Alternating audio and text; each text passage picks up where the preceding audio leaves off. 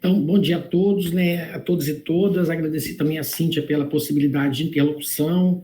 A Cíntia, ela entrou em contato com a DDP e salientou a necessidade de fazer uma conversa com os docentes do Centro de Ciências da Saúde sobre a questão do plano de ensino. E aí, a partir disso, eu me debrucei, né, sobre as normativas da universidade, também me debrucei sobre algumas questões que estão na própria página da Prograde, que falam sobre a questão do plano de ensino. Então, eu pautei aqui uma organização em cima do que a gente tem de legislação da universidade, né, de maneira mais ampla, de talvez de alguns documentos também da Prograde, e aí a gente vai fazendo essa conversa, né, para pensar aí o que nós temos de orientação quanto à elaboração do plano de ensino. Depois eu posso disponibilizar, a Cíntia tem esses slides, a professora Filomena também mandei para ela, e aí ela pode compartilhar com vocês. A gente faz essa apresentação e depois a gente abre aqui para o debate. Qualquer situação que vocês tiverem dúvidas, né, e aí, nesse momento, a gente não conseguir elucidar, eu faço o registro e depois eu mando para a Cíntia e ela compartilha com vocês.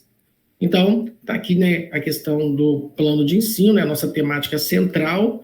Eu também recorri à Lei de Diretrizes e Bases da Educação, que é a lei maior, né, da educação do país, e lá na LDB, ela traz alguns elementos que nos ajudam a pensar a questão da elaboração dos planos de ensino para a organização do trabalho pedagógico no ensino superior, quando ela chama atenção sobre a nossa incumbência enquanto docentes, né?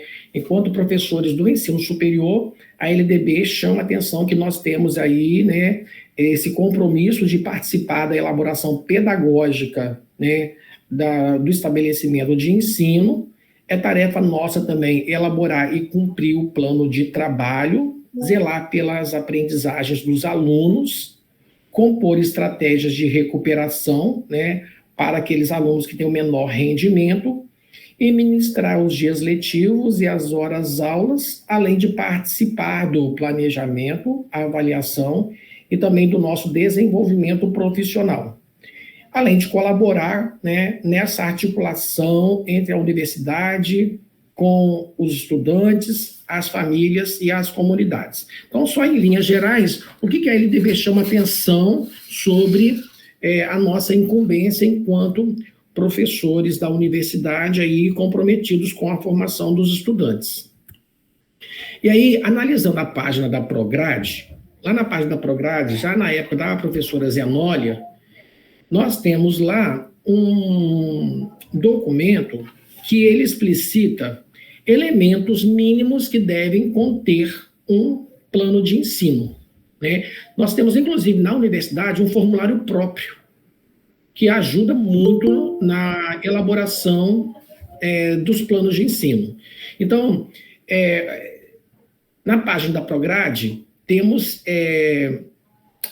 orientações que nos ajudam a pensar, né, em elementos mínimos constitutivos de um plano de ensino, ou seja, que tenha um campo para identificar a universidade, de que centro de ensino este plano se reporta, qual é o curso, qual é o departamento responsável pela oferta daquela disciplina que o plano de ensino se dirige, a data de aprovação, e aí eu quero chamar atenção, porque os planos de ensino, eles devem ser aprovados no departamento, né, que faz a oferta daquela disciplina. No meu departamento, nós temos essa cultura.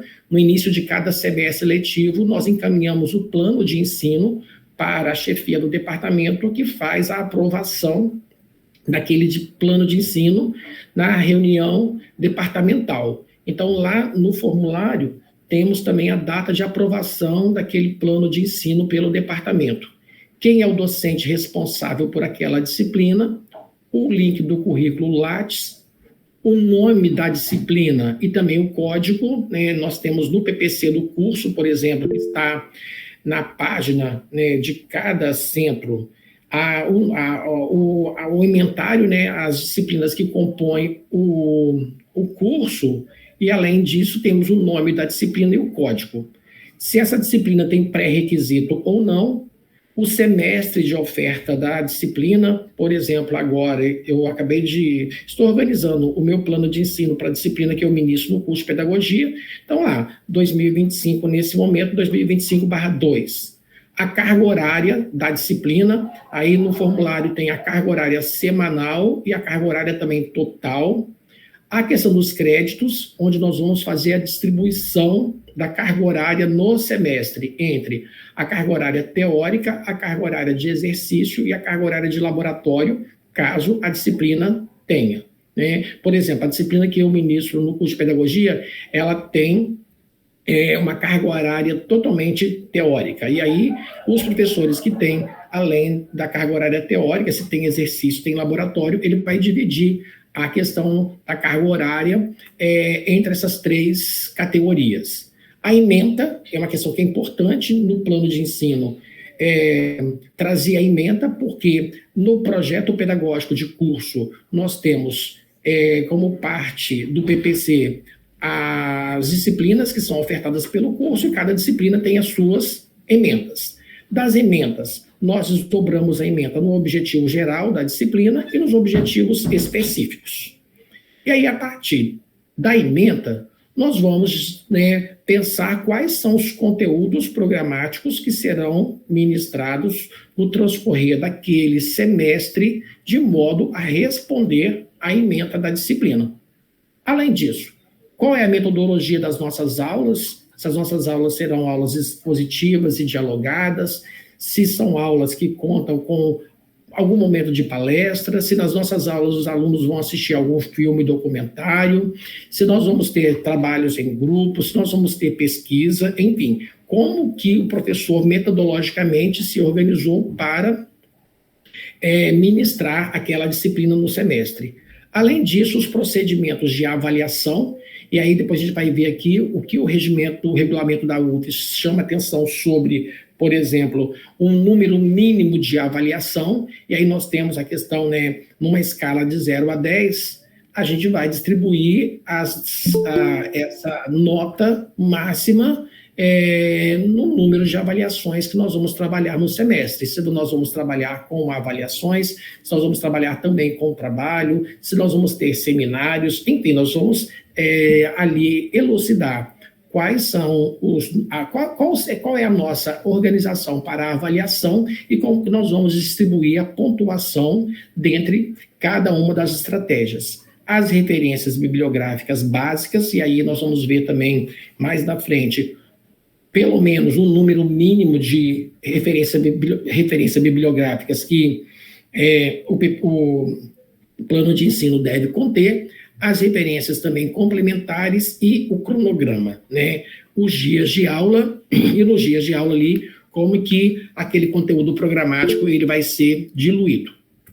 Então aqui, olha, que interessante, a Instrução Normativa 3 de 2017, que ela alterou a Instrução Normativa 1 de 2017, ela traz tudo aquilo que nós falamos dentro desse instrumento próprio da UFES, Essa Instrução Normativa, a 3 de 2017, ela nos trouxe esse instrumento próprio da universidade para ser adotado pelos professores para a organização dos planos de ensino. E aí eu fiz um print de cada parte do plano de ensino, porque eu acho que nos ajuda. Tudo aquilo que nós falamos está aqui, está lá, o plano de ensino, está vendo? Olha, a universidade, o campus, o curso, o departamento responsável pela oferta, a data de aprovação daquela disciplina, quem é o docente responsável, o Lattes, o nome da disciplina, o código, se tem pré-requisito ou não, a carga horária semestral, a questão dos créditos divididos entre a carga horária semestral em teoria, exercício e laboratório, aí a ementa, que nós vamos pegar lá no PPC do curso, ou nós vamos pegar também no caso do meu centro, tem até inclusive uma parte específica que fica na página do Centro de Educação, que são as disciplinas do curso com as ementas, com carga horária, Os objetivos do curso, aí eu lá naquele item anterior, né, aqui, esse formulário, ele traz objetivos específicos. Eu gosto também de trazer, além dos específicos, os objetivos gerais. Então, os objetivos específicos, explicitar conceitos, habilidades, procedimentos, competências, né, que a ementa do curso definiu como eixo central da condução daquela disciplina. Os objetivos específicos irão fornecer elementos para organizar e para definir os conteúdos programáticos. Então, além daquela primeira parte, eu tenho a ementa, eu tenho os objetivos, aí eu tenho os conteúdos programáticos. Indicar, né, a partir da ementa, indicar as unidades, os tópicos de conteúdos organizados para colocar em prática os conceitos, as habilidades, as competências que estão presentes na ementa e que serão melhor explicitados lá nos objetivos específicos. E também, como eu disse, os critérios adotados para o processo de avaliação da aprendizagem. Indicar a concepção de avaliação adotada, mas também os instrumentos a serem utilizados, as formas de avaliar, os critérios de correção, os pesos conferidos para cada instrumento. Como eu disse, né, eu posso trabalhar com avaliações escritas, eu posso trabalhar com seminários, eu posso trabalhar com dinâmicas em grupo, e aí são os meus procedimentos para avaliação, e a instrução normativa diz que o aluno tem direito a saber o peso de cada uma desses procedimentos avaliativos. A bibliografia básica, e aí que é interessante, indicar no mínimo de 3 obras disponíveis na biblioteca e que deem conta de todo o conteúdo programático a ser desenvolvido. Então, não quer dizer que nós tenhamos que indicar somente 3 obras, né? Pelo menos, no mínimo, 3 obras e que elas estejam disponíveis na biblioteca.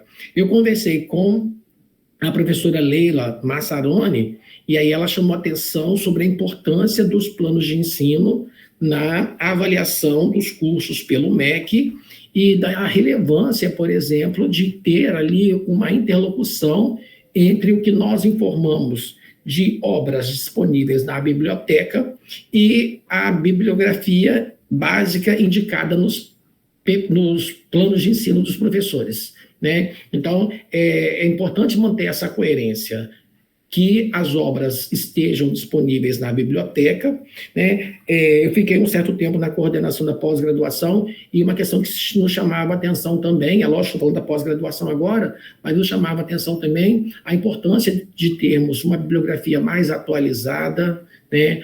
A questão de levar em consideração também o número de exemplares das obras indicadas também na biblioteca da UFES, enfim.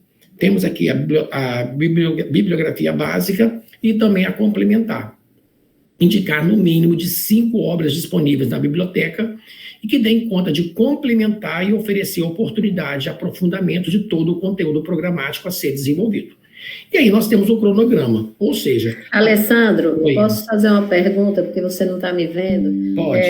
A gente pode fazer as perguntas agora ou você prefere no final? Vamos fazer porque aqui tem uma coisa importante, que é o número de exemplares na bibliografia básica, que na visita do INEP você tem um número por estudante.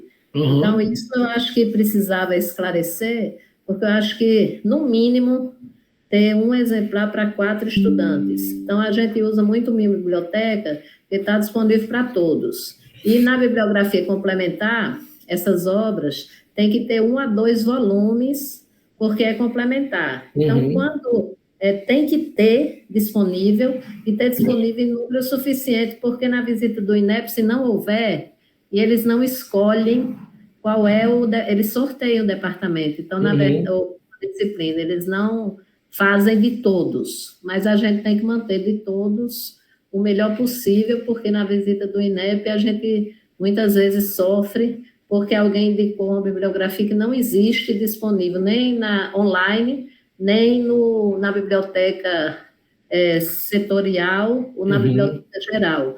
Então, eu acho que é importante lembrar isso, porque anteriormente a gente teve disciplinas que colocaram vários livros que não estavam disponíveis, e aí é um problema na hora da visita. Obrigada. Não, eu acho importantíssima a sua colocação, professora, porque é nesse sentido, né? É ter atenção para o acervo da universidade, tanto o acervo físico quanto o acervo virtual também. Porque nós temos também a possibilidade de acessar, né, várias obras que estão disponíveis na universidade virtualmente, e aí a Filomena chama atenção, né, que nesse processo de avaliação do MEC, como a gente precisa informar o acervo, um dos elementos a serem considerados é como que eu vou indicar uma obra, né, sendo que o aluno não tem possibilidade de acessar, né, esse título. Lá no Centro de Educação, por exemplo, a gente criou até uma comissão no centro para fazer um levantamento do acervo da biblioteca setorial, até para a gente conhecer realmente o que nós temos, o que nós temos indicado e a necessidade de aquisição de novos títulos. Então, a Filomena chama atenção para uma questão importante para a bibliografia, por exemplo, a geral, no mínimo, como eu falei para vocês, 3 obras, até, né, no mínimo 3 obras disponíveis na biblioteca, e na complementar 5. E aí eu também tenho trabalhado também em alguns casos, né, além de algumas obras que são clássicas, que estão disponíveis na biblioteca, eu também tenho trabalhado com vários artigos que são publicados em periódicos, né, que são periódicos que são avaliados de maneira positiva pela CAPES, que também vai, de certa maneira, fortalecendo a bibliografia, tanto geral quanto essa bibliografia complementar. A questão do cronograma, que eu acho importante... Aí também... tem uma pergunta importante, porque, teoricamente, não pode ser, para geral, artigo, tem que ser livro. Então, isso eu queria que tirasse essa dúvida, porque, que eu saiba, dentro da básica só pode ter livros, não pode ter artigos. Os links para os artigos, eles têm que vir na complementar. E, na verdade, eles são suplementares aos livros, né? Então, eu queria tirar essa dúvida, porque realmente não cabe para a bibliografia básica, no que eu conheço, a possibilidade de colocar artigos, principalmente se os periódicos não estiverem disponíveis para acesso livre aos estudantes. Então, professora Filomena, eu juro para a senhora, como eu disse para vocês, algumas questões eu vou ter que fazer uma consulta. Eu não tenho essa informação, assim, eu preciso talvez até mesmo pensar, conversar com outras pessoas.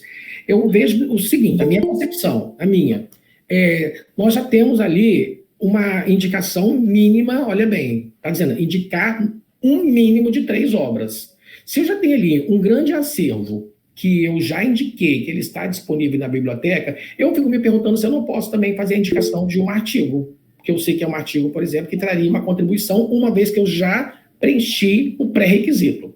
Mas é uma questão que eu vou consultar para conversar com vocês, eu passo para a Cíntia socializa com vocês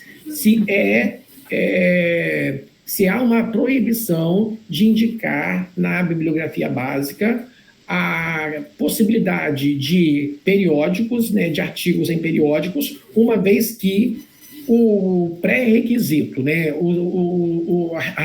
os elementos que são as obras, né, que são requeridas, elas já foram ali, né, as 3 obras requeridas, por exemplo, elas já foram informadas. Mas eu me comprometo em buscar essa informação e socializo com vocês. A questão do cronograma, eu acho que é uma questão muito importante no plano de ensino, no plano de curso, porque, de certa maneira, ali eu vou trabalhar, a partir do que a ementa informa sobre a disciplina, como que aquela ementa ela vai ser diluída em conteúdos programáticos e que eu vou informar qual é o conteúdo programático que eu vou trabalhar em cada aula, né?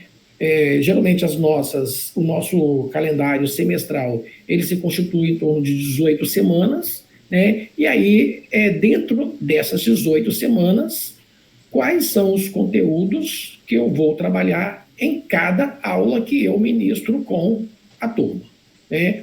E aí a gente entra também em algumas questões, né, que eu encontrei na página da Prograde. Na página da Prograde temos um item chamado dúvidas frequentes.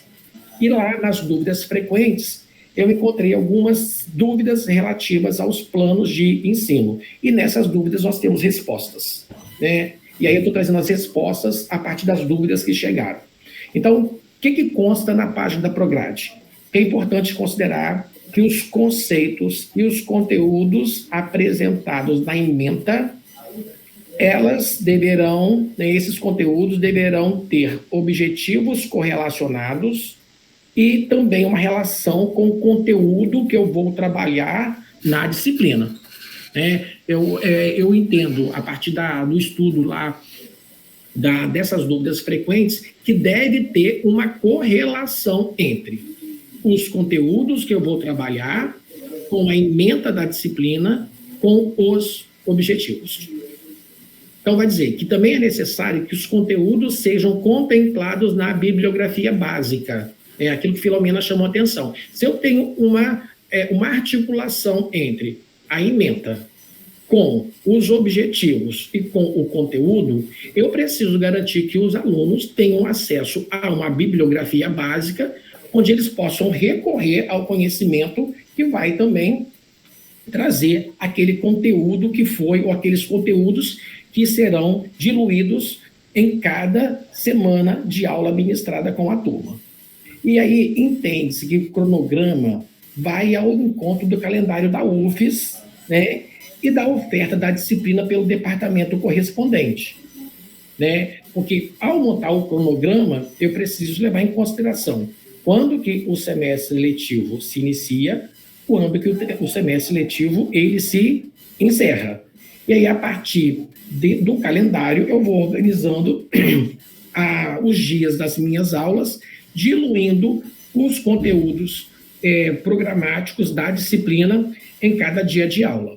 E também nós temos um outro item que fala da distribuição dos conteúdos no cronograma, que essa distribuição também passa pela autonomia do professor, sempre em diálogo com as turmas e também levando em consideração o semestre letivo vigente. Eu tenho tido uma prática no primeiro dia de aula, eu sempre dialogo com os estudantes sobre a questão do plano de ensino, né? Eu chamo a atenção para eles do que a disciplina se propõe a partir da ementa, como que eu fiz a organização da distribuição dos conteúdos em cada semana, e aí é uma prática minha, de achar que também, de entender que também as aulas, elas se constituem numa relação entre alunos e professores, e aí a partir disso, o plano, ele pode ganhar também as contribuições da turma. Né? Semestre passado, por exemplo, eu fui discutir com os alunos a questão do plano de ensino, da disciplina que eu ministro, que é uma disciplina de gestão. E aí nós fomos discutir a questão, eu levei uma proposição sobre os procedimentos de avaliação, a turma trouxe algumas contribuições, eu achei as contribuições da turma pertinentes, inclusive talvez até mais criativas do que a minha, e nós fizemos ajustes. Uma vez aconteceu uma coisa comigo que eu achei muito interessante em relação à bibliografia. A turma me perguntou por que nós não tínhamos autores negros na bibliografia. E aí eu parei para pensar. Por que nós só temos, por exemplo, às vezes, autores homens, não autoras mulheres? Por que eu tenho ali pessoas brancas na bibliografia e não pessoas negras? E aí, a partir dessas provocações, eu sempre entendo que o plano de ensino, ele precisa trazer uma organização, mas também que dialoga com os estudantes, porque eu entendo que o ato, né, de ensinar, aprender, se dá na relação com o outro. Então, uma questão que eu acho que é importante, né, é que na organização do plano de ensino se estabeleça uma relação dialógica com a turma. E aí uma outra questão é o plano de ensino com o cronograma, ele deve ser apresentado no primeiro dia de aula para os alunos, porque isso aí mostra como que o professor organizou a disciplina, como que os alunos podem trazer contribuições para o plano de ensino, inclusive para a distribuição dos conteúdos dentro do cronograma, e como eu trouxe a minha experiência para vocês, os alunos me ajudaram muito a dar um outro sentido para o que eu tinha pensado sobre avaliação e, inclusive, para com a bibliografia. E aí, ainda na página da Prograde, no campo das dúvidas frequentes, né, no caso da portaria 1 de 2017, que foi alterada pela 3 de 2017, vai dizer que da relação do plano de ensino, né, com o portal do professor. Vai dizer que a inclusão do plano de ensino no portal do professor é uma responsabilidade do docente. Então, diante disso, o portal do professor, ele mantém aí um diálogo, uma interface com o portal do aluno. Diante disso, uma vez que o professor, ele insere no portal do professor o plano de ensino, o aluno, a partir do momento em que ele acessa o portal do aluno, ele pode acessar aquele plano de ensino daquela disciplina. Isso dispensa manter os planos de ensino, né, lá impressos, às vezes no departamento, no centro, mas se o departamento também requisitar que o plano seja entregue fisicamente, ou que o plano de ensino seja encaminhado para o e-mail do departamento, também não acho nenhuma impossibilidade. No entanto, uma vez que o professor, quando ele coloca o plano de ensino no portal do professor, o aluno já tem acesso a esse plano, que talvez não se torne desnecessário, né, encaminhar ali o plano de ensino para que o departamento tenha um lugar para alojar, ou também que a gente precise imprimir os planos de ensino para distribuir para os estudantes. E aí também é importante frisar que os planos de ensino, no cronograma, eles precisam indicar quais são os dias de aula, né, a indicação de dias, das aulas, das atividades. Então, quando eu olho o plano de ensino, eu preciso saber se eu tenho na turma 18 aulas, por exemplo, 18 aulas. Quais são as atividades que eu vou desenvolver em cada uma daquelas aulas? Levando em consideração que nenhum planejamento é uma camisa de força. Todo planejamento ele precisa ganhar uma flexibilidade. E o fato de ser flexível não quer dizer que a gente não tem que ter uma organização prévia. Então, o prazo para a inserção do plano de ensino no portal é até o final da primeira semana de aulas. Então, a instrução normativa, ela chama atenção para a importância do plano de ensino ser apresentado para os alunos no primeiro dia de aula, né, sempre numa relação dialógica com os estudantes, né, para ouvi-los, para, né, aí na concepção de cada professor, mas acho que é importante o professor também se abrir para fazer a escuta aos estudantes e que o plano de ensino, a partir dos ajustes feitos depois do diálogo com a turma, que ele seja postado, né, no portal do professor até o final da primeira semana de aula.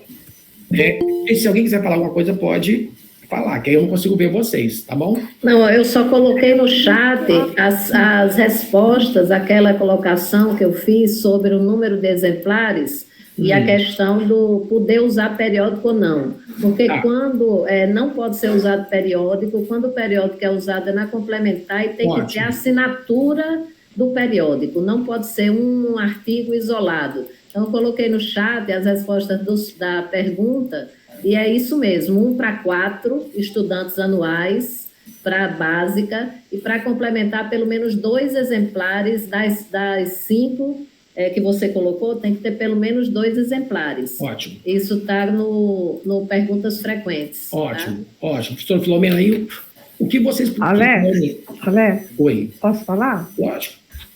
Tem uma dúvida aí que eu continuo. Aliás, eu tenho 3 perguntas. A primeira é sobre esse negócio de artigo. Houve uma confusão aqui porque a professora queria que um aluno lesse um artigo e discutisse, e ele disse que não estava na ementa. Na ementa, não, na referência. A parte jurídica da UFES, e aí eles falaram que tudo que a gente for pedir ao aluno tem que estar no plano de ensino. Se não tiver nessas referências complementares, eu não sei onde botar, né? O artigo que eu tenho para eles discutirem durante o semestre tem que estar no plano de ensino, sim. Norma, a gente tá colocando no cronograma, a gente coloca os objetivos e quando tem um artigo específico, por exemplo, a gente tem a atividade a aula, que a gente tem um convidado para falar sobre diagnóstico precoce de câncer.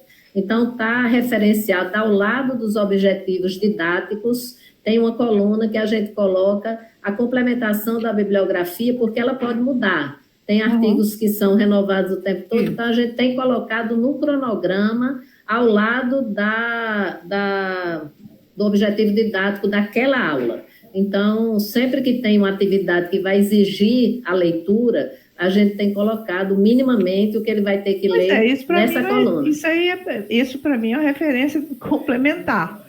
Exatamente, só que como a referência complementar, prioritariamente ela é livro. Então, sim, mas ela pode ser acrescida. Não, mas quando você coloca, está ali nas dúvidas, que você só pode referenciar como complementar o que tem disponível online ou que a biblioteca tem a assinatura. Eu sei, Norma, por isso que a gente coloca do lado, porque na complementar a gente tem que colocar o que é disponibilizado e se for artigo, tem que ter a assinatura da revista na biblioteca. Sim, então, mas isso não pode ser, pelo menos nós temos que mudar. Não, mas pode mudar, mas a regra do INEP é essa. Essa regra não tem que mudar, gente, não tem condição. Não, mas é porque essa regra ela vem do INEP, ela não é nossa, sim, ela é do INEP. Mas as coisas são mudadas de acordo com o feedback que não funciona. Isso não funciona, sabe? Porque então a gente tem que interpelar o INEP. Isso aí, eu acho também, sabe por quê? Porque esse plano de ensino, a gente tem que discutir. Esse plano de ensino, para nós que temos que caminhar para as competências, não pode ser conteudista, nunca mais. Isso já foi, tem mais de 20 anos ser debatido, gente. Nosso plano de ensino não pode ter conteúdo, ele tem que ter competências, que é uma coisa muito mais ampla. E como que eu vou conseguir caminhar durante os níveis mais iniciais e mais finais, nesses planos de ensino, de chegar à competência maior que eu quero do egresso. Nós temos que discutir isso, gente. Nós podemos manter o plano de ensino conteudista. Então, assim, eu lanço esse desafio. Outra coisa, deixa eu só terminar, Alex, não perco aí. Então, a gente tem que discutir com a UFES essas coisas com a Brogade, porque nós temos coisas que já são tão avançadas, já são tão básicas já em outros lugares, que a gente está para trás. A gente não pode ficar, porque é regra. Não, todas as regras mudam leis. Como é que não muda as regras? E nós estamos vendo que esse plano de ensino ele precisa ser mudado. Outra coisa, a ementa nossa que não pode mudar, então nós não podemos dar o curso. Porque se a gente for no juizado, e o juiz vê a ementa da pediatria, há anos que a gente faz 80% a mais do que está na ementa. Vocês entenderam? Então, uma ementa fragilizada também. Gente, olha bem, o Norma, acho que eu não estou vendo vocês. Olha bem, a Cíntia fez uma demanda para a gente apresentar o que nós temos de plano de ensino, em termos até então, de produção. Eu creio que, a partir dessa reflexão, se o grupo entende que é importante agendar com a Prograde um momento para repensar, a gente vai tirar a partir daqui. Porque, assim, se eu vou trabalhar com a questão de competência, se eu trabalhar com conteúdo, nem todo curso trabalha com competência, nem todo curso trabalha da mesma maneira que, por exemplo, todos os cursos da saúde. Então, acho que nesse momento aqui agora, o objetivo do encontro é a gente ter assim, o que nós temos acumulado em termos de plano de ensino. No final, a gente pode buscar encaminhamentos. Talvez um dos encaminhamentos é a gente agendar um momento com a Regina para pensar na possibilidade de alteração dessa instrução normativa. Porque se a gente entrar nesse pormenor aqui, né, se o curso, se as orientações que nós temos agora, se elas nos atendem ou não, a gente não consegue fechar o objetivo do encontro. O nosso encontro foi, o que Cíntia demandou o que nós temos acumulado sobre plano de ensino. eu estou trazendo para vocês. No final, a gente entra num debate para dizer, olha, o encaminhamento é talvez a gente tirar aqui um grupo de pessoas para conversar com a Prograde a possibilidade de trazer novas orientações que nos representam. Eu acho que é isso. Por exemplo, quando vocês falaram a questão lá do cronograma, como eu faço? A Norma chamou atenção por uma questão. Por exemplo, o aluno, aquele texto, ele não está ali inserido, né? Ele não foi informado no programa da disciplina. Como que eu, Alex, faço? Quando eu pego as 18 semanas de aulas que eu tenho, por exemplo, esse semestre eu trabalho com a disciplina de gestão. Eu tenho todas as quartas-feiras, eu tenho aulas, todas as sextas-feiras. Sextas-feiras são os meus dias de aula com o 7º período de pedagogia. Então, eu pego ali, eu vou pensar. Às sextas-feiras, eu já digo qual é o conteúdo que eu vou trabalhar nessa sexta-feira. E ali, lá no programa também, eu insiro qual é o texto que os alunos vão ler. O conteúdo é esse, a leitura do texto indicado é esse. Agora, eu também estabeleço uma relação dialógica com os alunos, porque, como a Filomena chamou a atenção, né, quando a gente inicia a elaboração do plano de ensino lá no início do semestre, talvez eu não teria um texto lá no meio do semestre que foi publicado, e é um texto que foi publicado e que ele traria ali uma discussão, né, interessante para fazer com a turma. Por que eu não posso trabalhar? Por que eu não posso dialogar com a turma e dizer, gente, olha aqui, acabou de sair uma nova publicação que, naquele momento de elaboração do plano de ensino, nós não tínhamos esse texto. O que vocês acham também da gente inserir, que é algo que vai somar, que vai contribuir? Eu estabeleço essa relação dialógica com os alunos, porque eu não tenho também essa relação assim, uma vez que o plano de ensino está organizado, em momento algum ele pode ser, né, ele não pode ser acrescido de nada, porque ele virou uma camisa de força. Então, entrando aqui, continuando no debate, aí se vocês quiserem falar, vocês interrompem e falam, porque eu não consigo ver vocês. Está dizendo também, né, que cabe ao docente organizar semestralmente o seu plano de ensino, né, sempre tendo a ementa como referência. Né? A partir da ementa, nós vamos organizar o cronograma das aulas, com a indicação de cada conteúdo programático, com as bibliografias básicas e complementares que elas serão lidas, levando em consideração o PPC do curso. Né? Lá no PPC do curso, todas as disciplinas têm uma ementa, e a Norma chamou a atenção que aquela ementa, talvez ela não mais responda à demanda do curso. Então, esse PPC ele precisa passar por uma reformulação, porque se a ementa não dá conta mais, a ementa ela é a espinha dorsal daquela disciplina. Então, porque a partir da ementa, eu vou pensar quais são os conteúdos que eu vou trabalhar em cada dia de aula, eu preciso encontrar bibliografia básica e complementar que dê sustentação ao trabalho com aquele conteúdo programático, levando em consideração que tudo isso consta no PPC, que foi submetido, né, e também aprovado pelo departamento responsável pela oferta daquela disciplina. E aí, olha que interessante aqui, ó, eventuais alterações de cronograma combinados com a turma.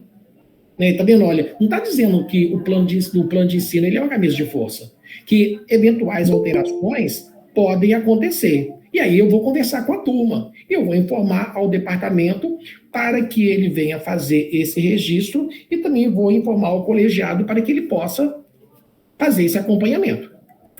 E aí, eu entrei também, busquei também entender o que o regulamento geral da UFES fala sobre a questão da organização dos planos de ensino.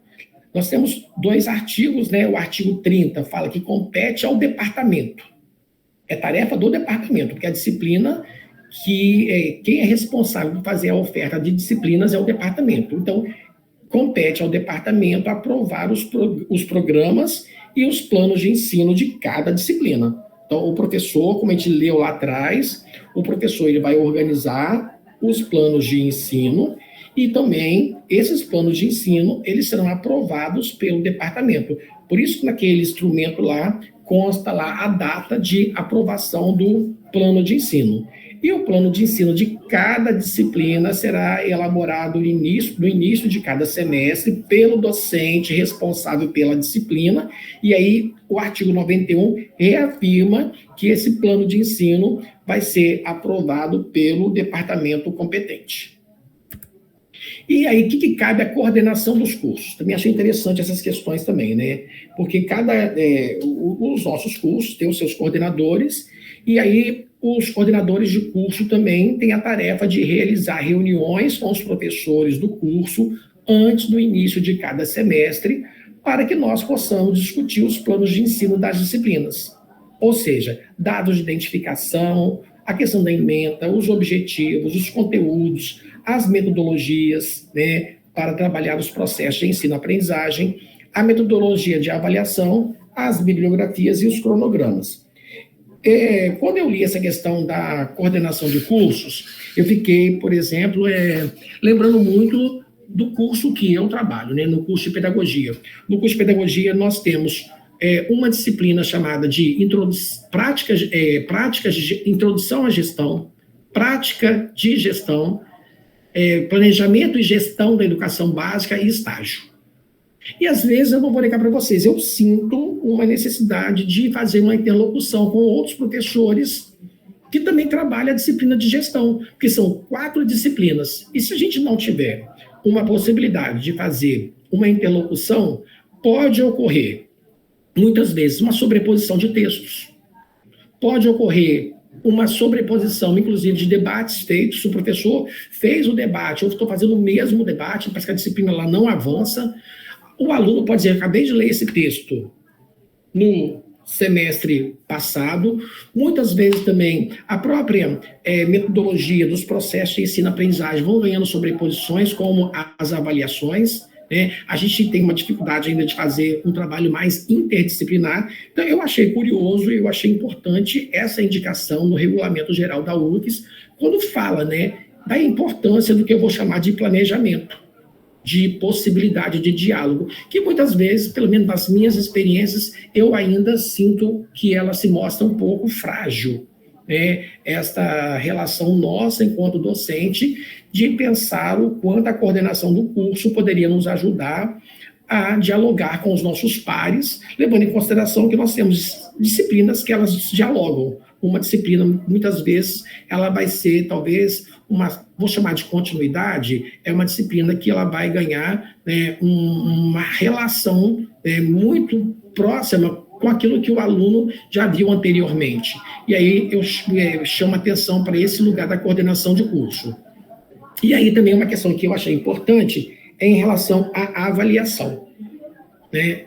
Então, para aprovação, o estudante deve apresentar o mínimo de 75% de frequência em cada disciplina, né?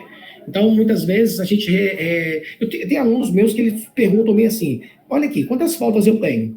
E aí eu informo, olha, você tem uma disciplina de 60 horas, 15% ali, acho que são 25%, 15 faltas, aí o aluno fala, eu tenho 20. Eu posso fazer a prova final? Eu entendo bem assim, eu não posso tirar o direito do aluno de. No entanto, o Regulamento Geral da UFES diz que, para ele obter a aprovação, ele tem que ter, no mínimo, 75% de frequência. Alguém quer falar alguma coisa? Quero sim. Na verdade, assim, boa parte das disciplinas da medicina, depois do clínico, os professores têm muita dificuldade de usar o modelo de diário de classe, porque muitas vezes os estudantes que estão conosco na prática, eles não são de fato os estudantes que estão matriculados na nossa turma.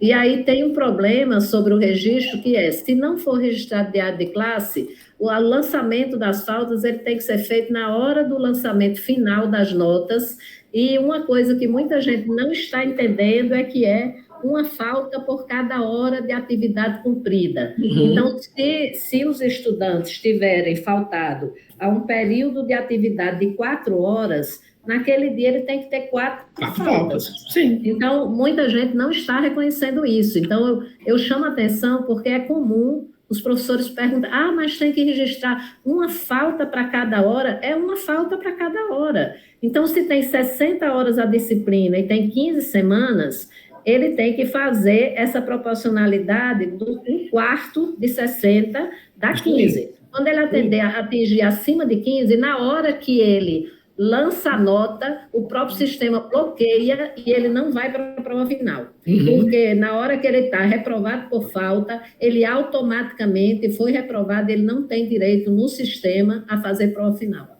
Perfeito, professor Filomena. Eu acho que é importante a sua interlocução, porque é isso. Muitas vezes, né, a gente pensa, hoje eu tenho... O aluno também pensa assim, né? Eu voltei hoje, né? Hoje eu tenho uma disciplina teórica, por exemplo, de 4 horas aula seguida, né? E aí o aluno faltou hoje, aí acha que ele tem uma falta só. Não, ele tem 4 faltas, né? Então, é importante essa questão, e aí eu acho que é relevante também fazer esse diálogo com o aluno, para mostrar para ele que, se eu tenho, né, lá no Centro de Educação, por exemplo, nós temos alguns professores que a disciplina dele, por exemplo, ele opta por trabalhar bem assim, ao invés de ter 4 horas de aula seguida, ele prefere quebrar. Ele dá 2 horas na terça, por exemplo, 2 horas na quinta.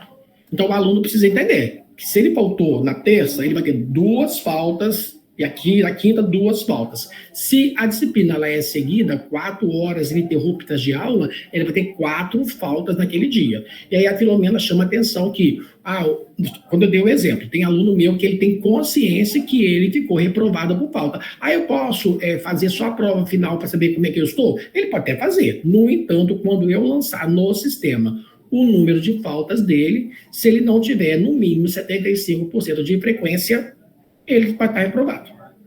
Eu discordo, porque isso pode levar à judicialização. Na hora que ele falou assim, é questão minha. É minha questão minha. Assim. Mas eu estou falando assim, que na hora que a gente permite que ele faça a prova final sem ter lançado a nota no sistema com as faltas, isso vai gerar uma questão, porque ele vai dizer, eu fui permitido de fazer a prova final. Então, para que ele vá para a prova final, ele tem que não ter sido reprovado por falta. Na hora que ele tem as faltas, o próprio sistema bloqueia e ele não vai para a prova final. Eu falei a mesma coisa, pelo menos. Falei assim, o aluno, assim, eu faço, inclusive, um registro dessa questão. Então, eu vou tirar o que eu falei. Então, vamos lá. Para aprovação, o estudante deve apresentar um mínimo de 75% de frequência. Uma vez que ele ultrapassou o limite de faltas, o próprio sistema o reprovará. Ok? O professor também deverá trabalhar, no mínimo, 2 atividades avaliativas no semestre, né, segundo o regulamento geral da UFRGS. Não quer dizer que ele não possa trabalhar mais. Alguém quer falar alguma coisa? Então, é importante pensar... Tem uma pessoa com a mão levantada aqui, que é o José. Eu não consigo ver. Desculpou. Ficar falando quem está na fila, professor. Eu acho que ele levantou a mão e se desculpou porque não queria perguntar. Então tá bom. Vamos lá, ó. O professor, então, ele deve trabalhar no mínimo 2 atividades avaliativas no semestre e os dias estabelecidos para a realização das atividades avaliativas serão consideradas aula. Efetivo trabalho acadêmico consta no artigo 47 da LDB 9394/96, exceto o período destinado às provas finais. Então, dentro daquele período, né, dentro do semestre, os momentos de avaliação, né, eles também serão considerados como dias letivos, né? E aí, levando em consideração, como eu falei anteriormente, não quer dizer que o professor pode somente trabalhar 2 atividades avaliativas. O que a legislação fala é pelo menos 2, né? É o mínimo. Então, a designação de aula abarca todas as atividades, inclusive as avaliativas. O dia que eu vou trabalhar uma avaliação com a turma, aquele também é um dia de aula, aquele ali é um dia letivo, né? Então, essa aula, ela é realizada, ela é coordenada pelo professor responsável por aquela disciplina. E a verificação da aprendizagem nos cursos de graduação será feita por disciplina. E nos demais cursos, por exemplo, da pós-graduação, de acordo com o estabelecido no plano específico de cada um. No nosso caso aqui, da graduação, eu faço a avaliação, né? Vou verificar ali se o aluno tem 75% de frequência, se ele atingiu a nota mínima dentro de cada disciplina. o regimento de cada centro fixará o regime de verificação da aprendizagem dos alunos matriculados nas disciplinas sob responsabilidade dos departamentos, respeitadas as normas gerais, né, da universidade. E a verificação da aprendizagem será realizada no período letivo correspondente à apuração da frequência às aulas e dos graus obtidos nos trabalhos escolares atribuídos pelos departamentos. Ou seja, a verificação da aprendizagem vai se dar no transcorrer daquele semestre letivo, como nós falamos anteriormente, considerados de exceto aquele período destinado para as provas finais. E uma questão ainda no campo da avaliação é que os trabalhos escolares para efeito de verificação da aprendizagem poderão se construir por meio de diferentes alternativas, né? Eu posso trabalhar com testes, eu posso trabalhar com relatórios, eu posso trabalhar com provas escritas, provas orais, projetos, defesas, monografias, estágios, né, trabalhos práticos, de acordo também com a natureza de cada disciplina.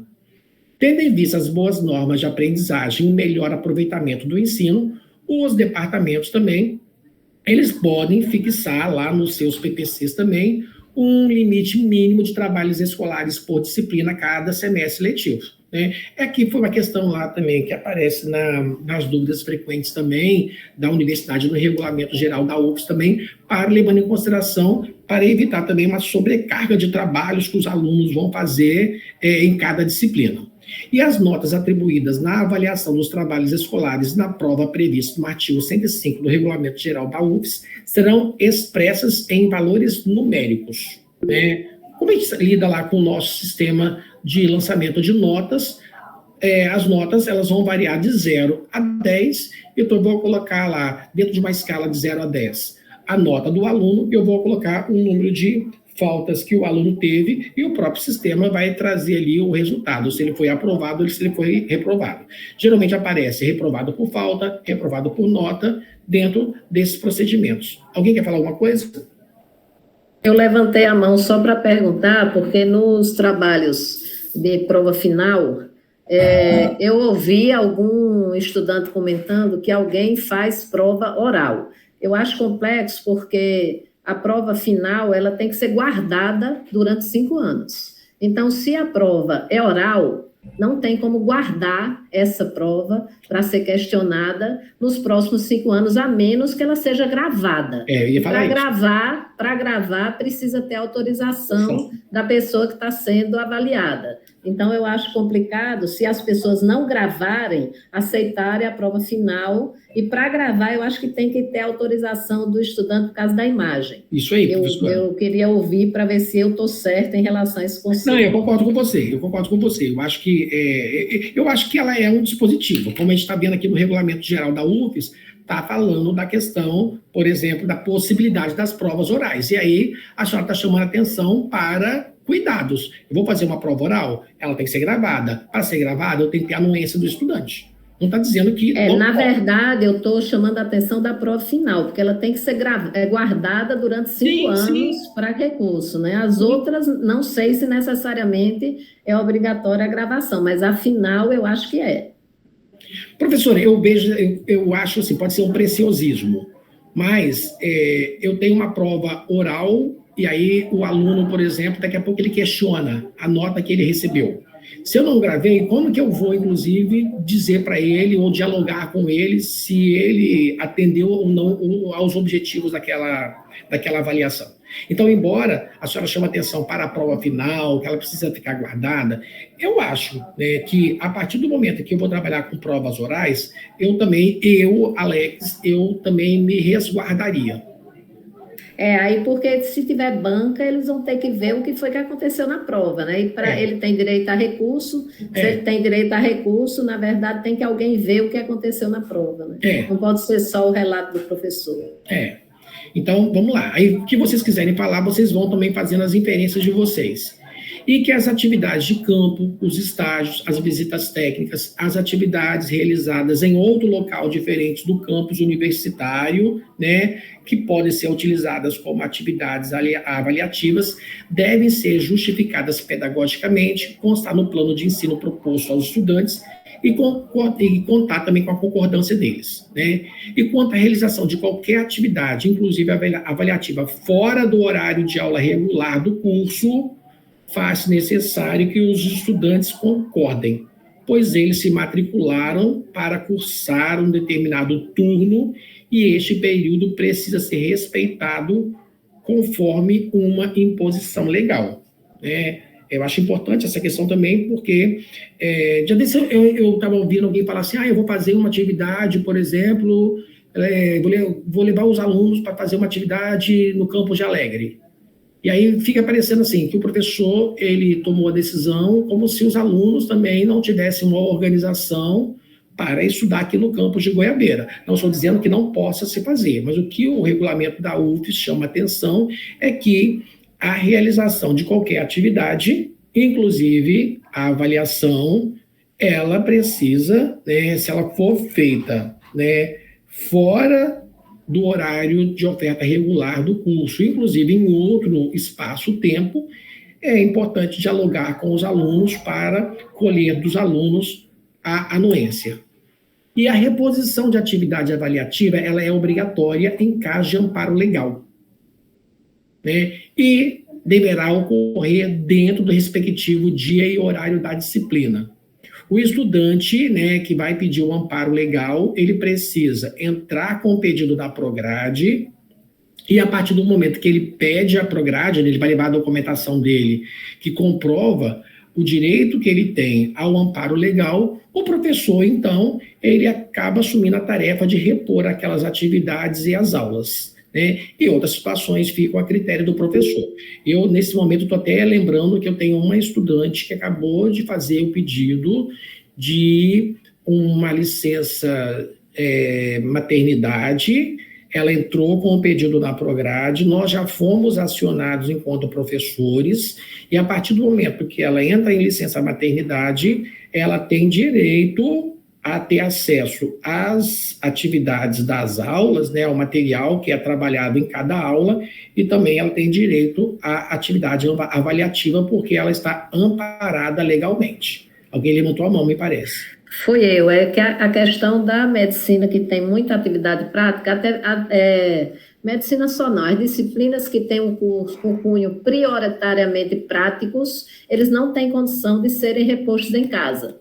Então, se o menino tem que fazer o atendimento a uma família e todas as atividades práticas dele são relacionadas a estar dentro do hospital, o amparo legal não pode ser concedido na situação de que, se ele não tiver a prática, ele não está cumprindo as necessidades da disciplina. Então, por exemplo, nossas disciplinas na pediatria, elas têm 2 horas de teórica e 6 horas de prática. Se eles não estiverem aptos a cumprir a parte prática, o amparo legal não funciona. Então, o colegiado, quando eu entrei, desde então, a gente não concede amparo legal no sentido de, se a disciplina for exclusivamente prática ou prioritariamente prática. Se a disciplina for exclusivamente teórica, ele tem direito a amparo legal, porque não tem muito problema para o professor fazer a administração do conteúdo. Mas se ele tiver prioritariamente prática, como a pediatria são 75% prática,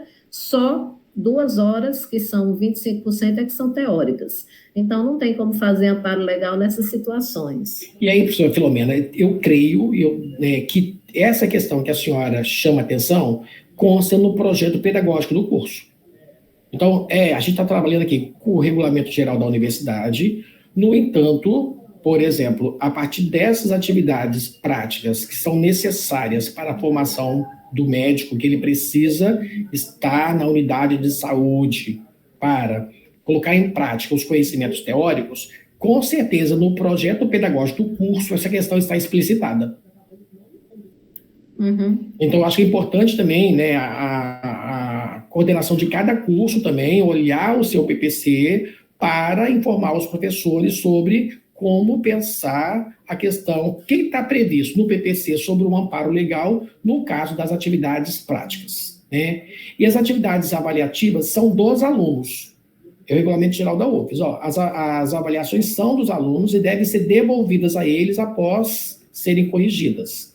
Em casos especiais, que se queira manter a prova em poder do docente, este deverá oferecer aos alunos vista da atividade avaliativa, né, completa e corrigida no prazo de até 20 dias. Em casos especiais, referidos acima, as atividades mantidas pelo poder do professor, elas deverão ser entregues ao aluno, né, transcorrido o período de pedido de revisão, 5 dias úteis contados do dia das vistas do estudante, devidamente registrada, conforme a resolução 25 de 86 do CEP.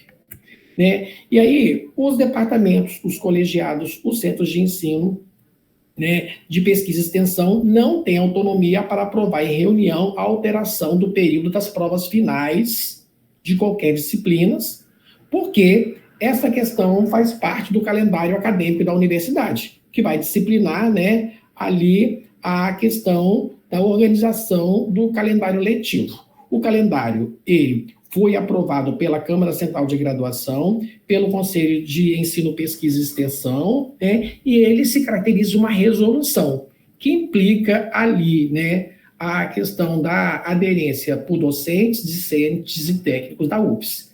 Quaisquer propostas de alteração do calendário, ela precisa ser aprovada pela Câmara de Graduação Central e pelo CEP. Então, esse artigo também aqui, essa provocação do regulamento geral é nessa direção, né?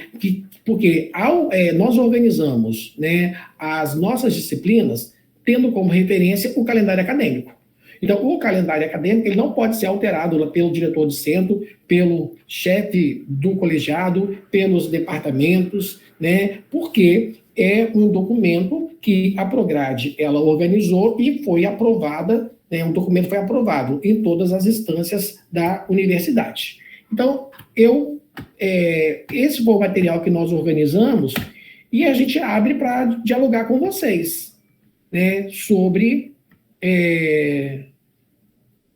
o que vocês têm pensado sobre tal questão e que dúvidas vocês têm, que a gente pode compartilhar. A doutora Filomena ajudou aí, tirando várias dúvidas que a gente vai pensando. E o que a gente não der conta de pensar aqui com vocês, a gente anota, a gente consulta, eu passo para a Cíntia e a Cíntia socializa.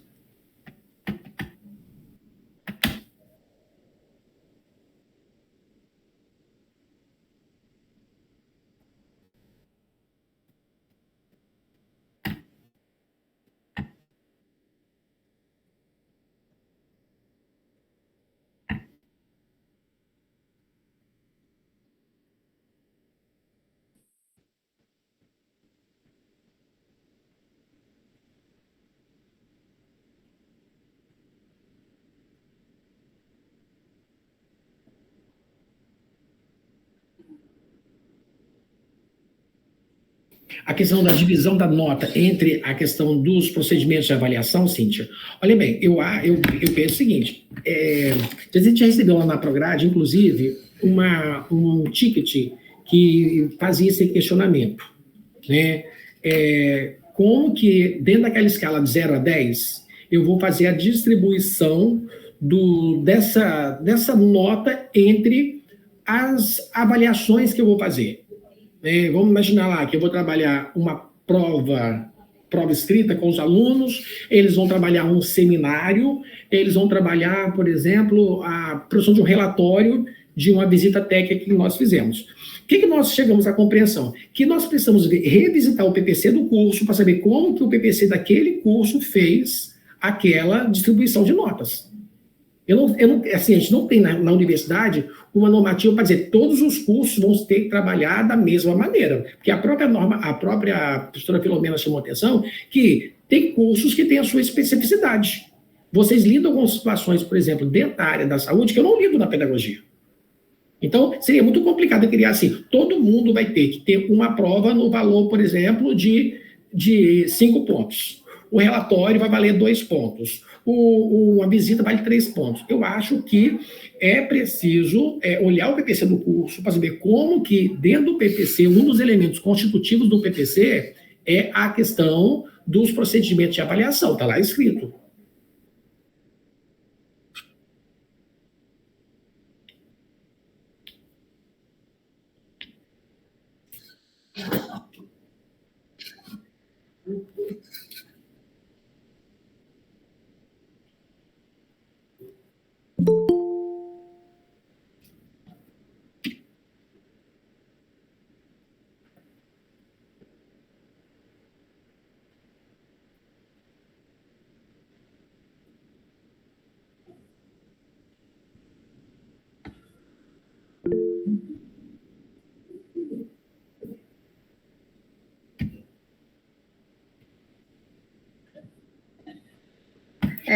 Eu posso falar? Pode, lógico. Normalmente a gente vê, o departamento decide o que é mais importante em relação à avaliação. Então, por exemplo, para nós que fazemos prática, a prática é mais importante em termos de peso. Então, o peso da nossa atividade prática, de todas elas somadas, é 7. E o peso da teórica é 3. No internato, pode ser que o peso seja diferente. Ou em outro período, se as pessoas definem que a parte teórica é mais importante do que a parte prática, ela pode dar um peso maior àquela parte teórica. Então, eu acho que essa definição não é obrigatória que todo mundo siga igual. Vai depender das características da disciplina e do PPC do curso, porque a gente sabe que tem algumas disciplinas que elas são teóricas e de bancada, mas que é mais importante que o estudante aprenda conceitos gerais do que ele faça atividades práticas que são reduzidas a uma quantidade de horas pequenas. A gente tem, inclusive, algumas inconsistências no PPC que coloca, por exemplo, 1 hora de aula prática e essa aula prática não gera crédito. Aí o estudante vê que não gera crédito e diz, e aí, não gera crédito? Porque, na verdade, a contagem de horas para gerar crédito na teórica é 1 para 1. Na prática, ele tem que ter 2 a 3 horas de prática para gerar um crédito. Se a disciplina só tem 1 crédito ou só tem 1 hora de prática, aquela prática não gera crédito, embora possa gerar nota. Então, eu acredito que isso possa ser definido no departamento, porque é uma coisa que cabe muito a cada disciplina ser do jeito que ela é melhor avaliada. Então, eu acho que não pode uniformizar isso, porque vai depender do período que o menino está, o que é mais importante naquele momento, conceitualmente. Por exemplo, a gente que pensa em avaliação baseada em competências, a gente pensa que se o menino não souber fazer, não adianta ele saber dizer, porque isso é outro nível da pirâmide de aprendizado. Então, na hora que ele precisa saber fazer, ele tem que saber fazer. E aí pode ser que na hora da pontuação relacionada a isso, o peso seja maior, porque ele está fazendo e a gente está vendo e avaliando enquanto ele está executando uma tarefa. Porque o menino pode, por exemplo, numa questão ética, ele decorar uma resposta do que é bom do ponto de vista ético e na hora de fazer ele não consegue executar, ele não consegue mostrar a questão da ética, da empatia, e isso precisa ser visualizado, porque ele pode decorar e aprender a fazer na prova escrita, mas ele não sabe fazer na prática. Então, eu acho que isso é uma questão relacionada a vocês que pensam o que é mais importante e vocês definem os pesos e aprovam no departamento. Se aprovar no departamento, acabou. E aí, Cíntia, eu não sei se a gente se deu para conversar sobre esse assunto. Eu concordo com o Filomena, eu acho que é isso mesmo, porque seria muito complexo a gente definir uma distribuição de peso para todos os cursos, sem levar em consideração a especificidade do curso, inclusive da disciplina. E aí a Rita colocou aqui uma questão, né, que ela colocou que a conexão dela estava muito frágil no momento em que nós falamos, aí a professora Filomena até chamou a atenção sobre a questão do que Rita está chamando a atenção. Quando nós falamos que para o aluno ser aprovado em cada disciplina, ele tem que ter no mínimo 75% de frequência. Ou seja, ontem nós discutimos isso lá na DDP Prograde. Ninguém trabalha para que o aluno falte. A gente trabalha para que o aluno tenha 100% de frequência, porque a gente sabe perder uma aula, perder ali uma atividade prática, teórica, é algo que vai, de certa maneira, impactar a formação dele. No entanto, a legislação, ela entende que os fluxos da vida, qualquer um de nós, em algum momento, não vai conseguir estar 100% em todos os lugares. Então, a legislação, o regulamento geral, ontem a gente até levantou uma resolução do Conselho Nacional de Educação, que assegura para os alunos do ensino superior também o limite mínimo de falta de 25%.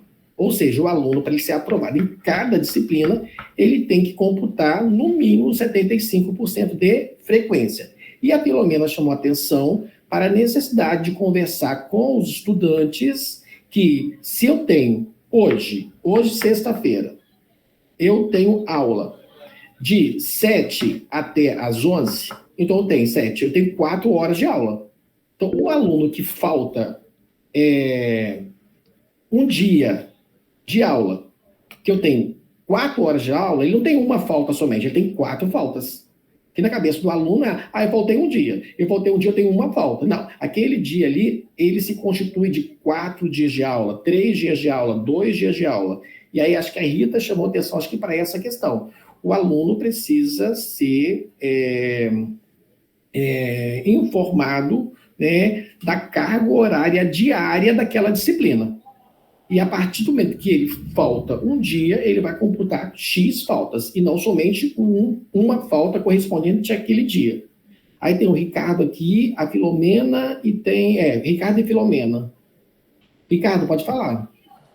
Ei, professor, bom dia. É só uma questão prática. No site da Prograde, na Instrução Normativa de 2022, o modelo do plano de ensino, quando fala de acreditação, ele coloca apenas teoria, exercício e laboratório. E hoje a gente também tem extensão.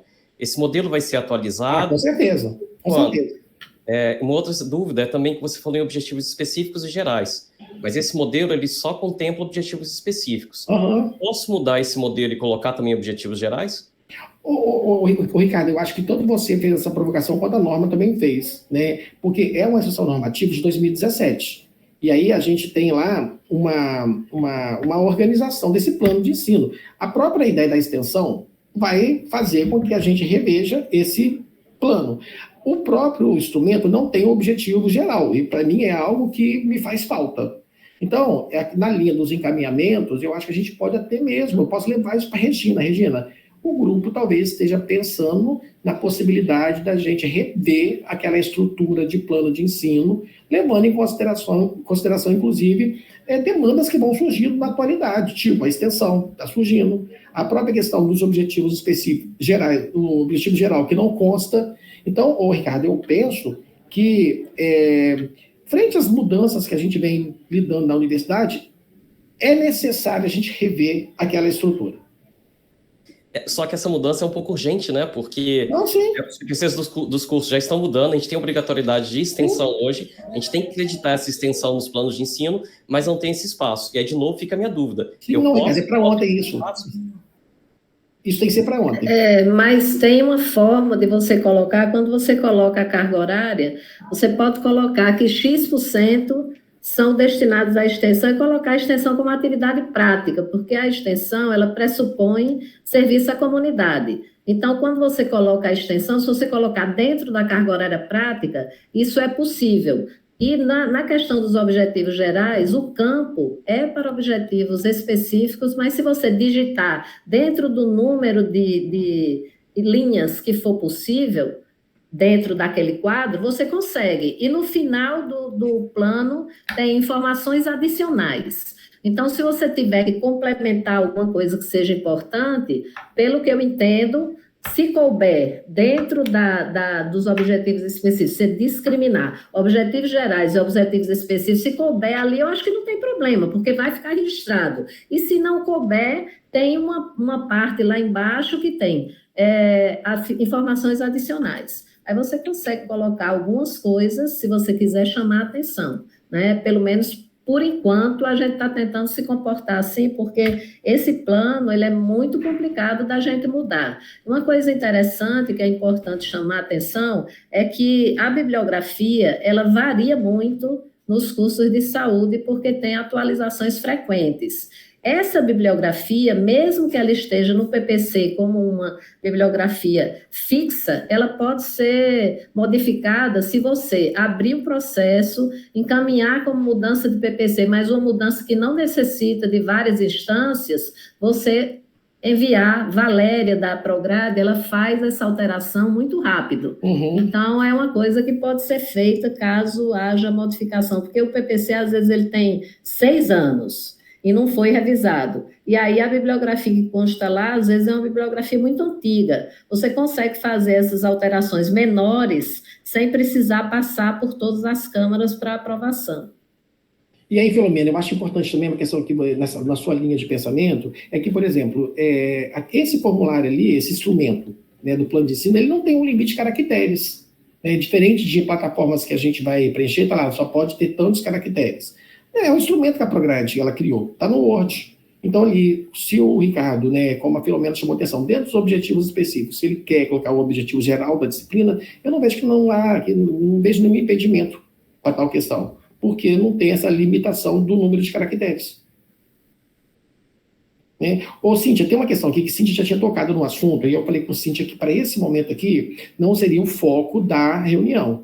E aí eu acho que a gente pode pensar essa questão aqui, talvez abrir um chamado lá na Prograde para a gente pensar sobre a questão dos cursos que vão ser organizados por competências, né? Aí, eu acho que a gente pode ter um momento específico para pensar essas questões, porque, inclusive, por exemplo, a gente não discutiu, assim, não preparou essa reunião com material para discutir tal questão. Aí eu falei com a Cíntia o seguinte, para orientar o pessoal da nutrição, que está num processo de reelaboração do projeto pedagógico de curso, para abrir um chamado que a gente pode, lá na Prograde, fazer uma reunião específica para discutir as orientações quanto aos cursos que vão se organizar, não, como o Norma chamou atenção, não por a questão de conteúdos, mas sim por competências. Uma questão que eu quero chamar a atenção também é que nós fizemos, né, uma formação, né, a TDP fez uma formação nos 4 campos da universidade sobre o processo de atualização e elaboração de projetos pedagógicos de curso. Né? E aí eu acho que é importante também, né, isso foi uma demanda do centro de ensino, eu não sei dizer se todas as pessoas que estão coordenando o curso, que são membros da NDE aqui do Centro de Ciência da Saúde, participaram, mas foi um movimento importante, porque a gente teve condição de conhecer a legislação, né, que traz esse trâmite do processo, tanto de atualização quanto de elaboração.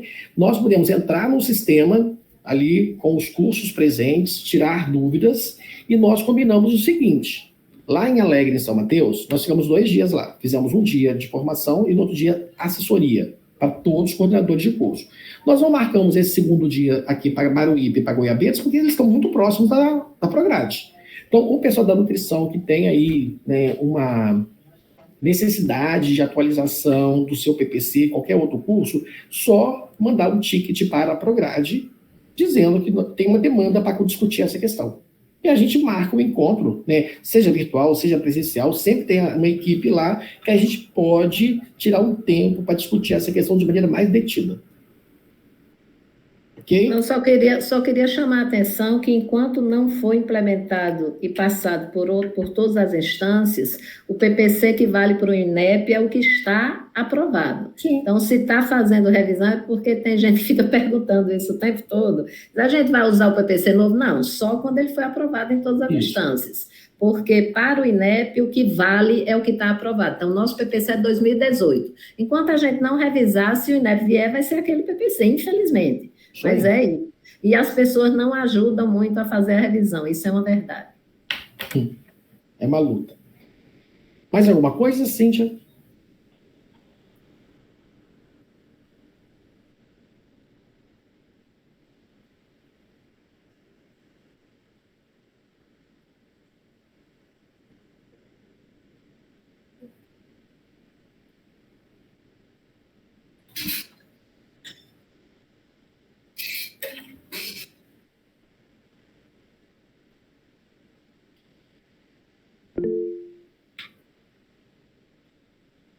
Isso.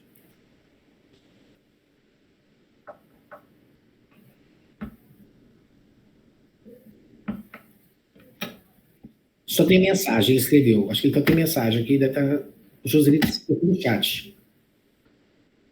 Mas tem microfone.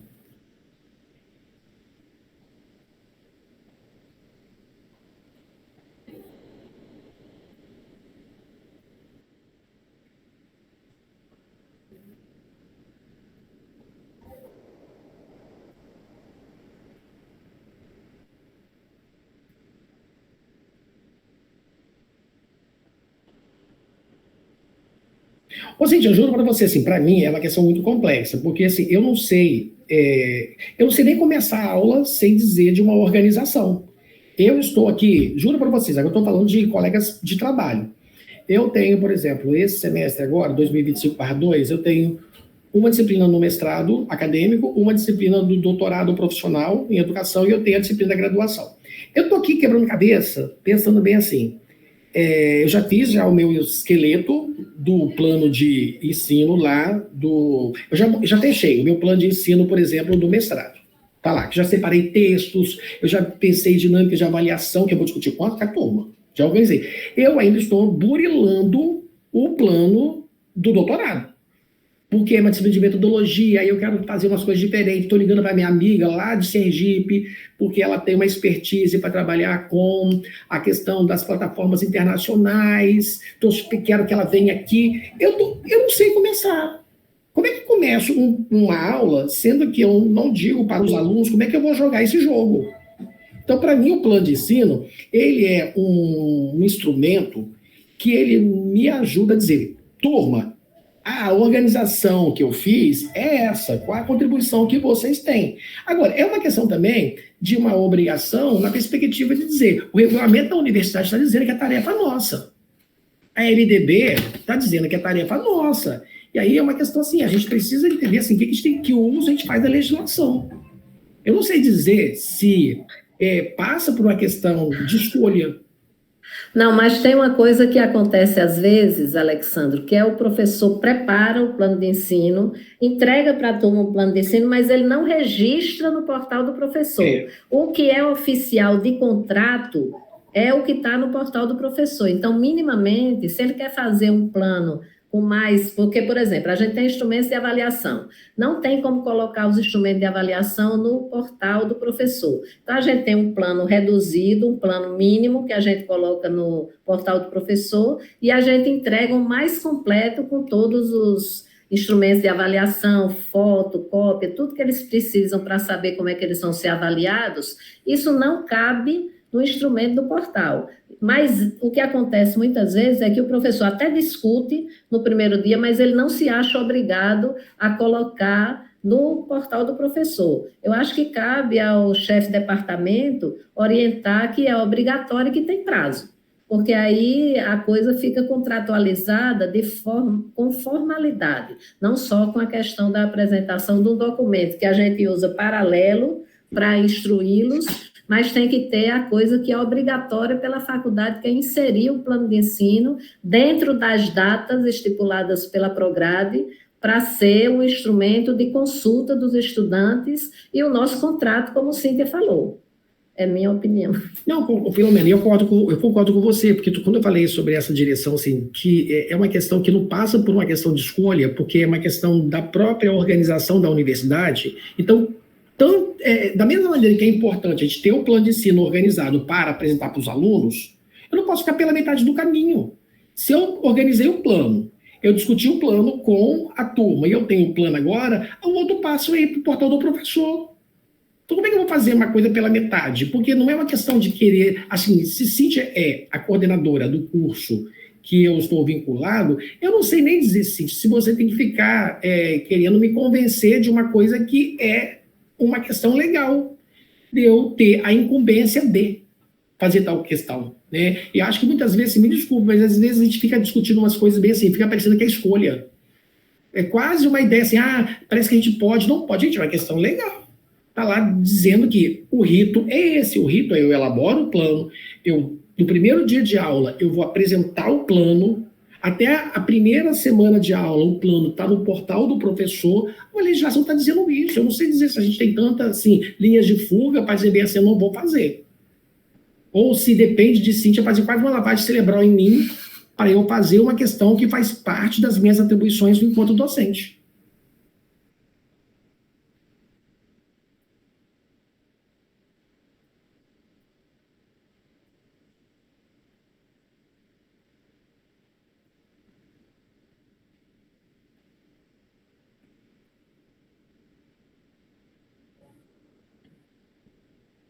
Não.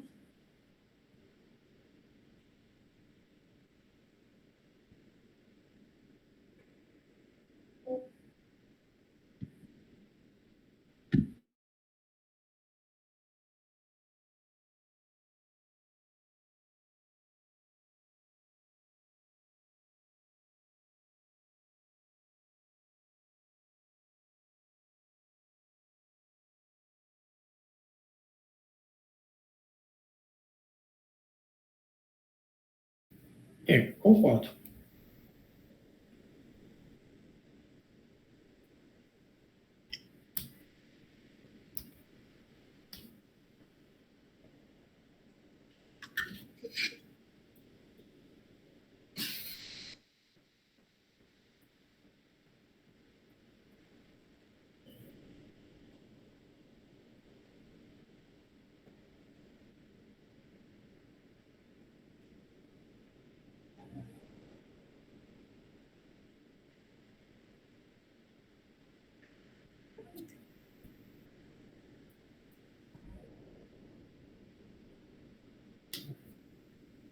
Eu também, Cíntia, quero agradecer vocês, né, por essa possibilidade. Essa minha, a minha passagem pela Prograde tem me ajudado a pensar muitas coisas, né? Aí você vai vendo assim, uma demanda de um centro não é demanda de outro centro, né? Porque nós temos trajetórias muito diversificadas, né? Dentro da própria universidade, realidades muito presentes, talvez problemas que vocês não têm na saúde, eu tenho lá na educação, questões que a gente na educação é tão mais compreensível para a gente lá, outro centro lá está lidando com aquele fantasma ainda.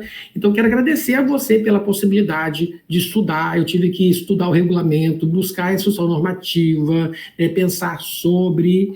E aí, tem sido muito rico, né, essa possibilidade de interlocução com os centros de ensino e, inclusive, com o Centro de Ciências da Saúde, né? A gente teve uma experiência agora, última, eu espero que vocês tenham todos aqui ido à formação, que, inclusive, a professora Norma mediou, como é que eu aprendi naquela formação, como é que eu fui pensando, né, questões que perpassam pela saúde, que a gente da educação pensa bem assim, não, o povo da saúde não tem esses problemas, não, ou o povo da saúde tem, talvez, pensado coisas assim, e aí a gente vai pensar, meu Deus, que coisa interessante. Então, eu fiquei muito satisfeito com a formação aí que a professora Norma mediou, junto com a professora da Federal de Sergipe, e tenho aprendido muito com vocês. Então, eu quero agradecer a vocês pela manhã, pela possibilidade da interlocução, e dizer, assim, que lá na DDP a gente está aberto para conversar com vocês. Essas questões do PPC só faz um chamado. Sempre na DDP vai ter lá uma equipe lá para apoiar vocês.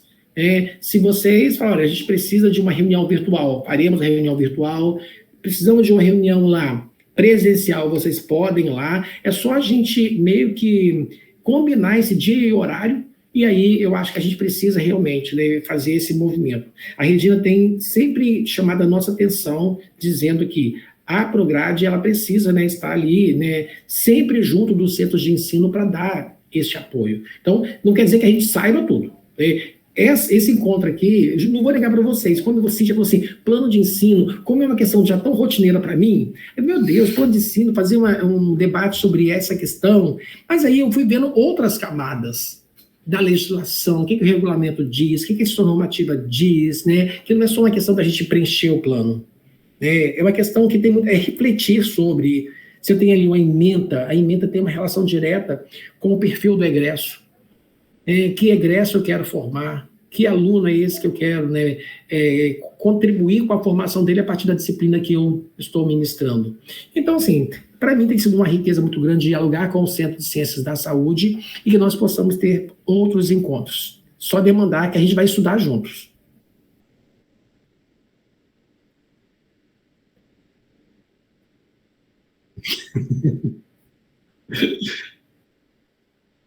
Então tá bom, Cíntia. Um abraço. Tá bom, tchau. Obrigada, Alexandre. Obrigada a todos. Falou.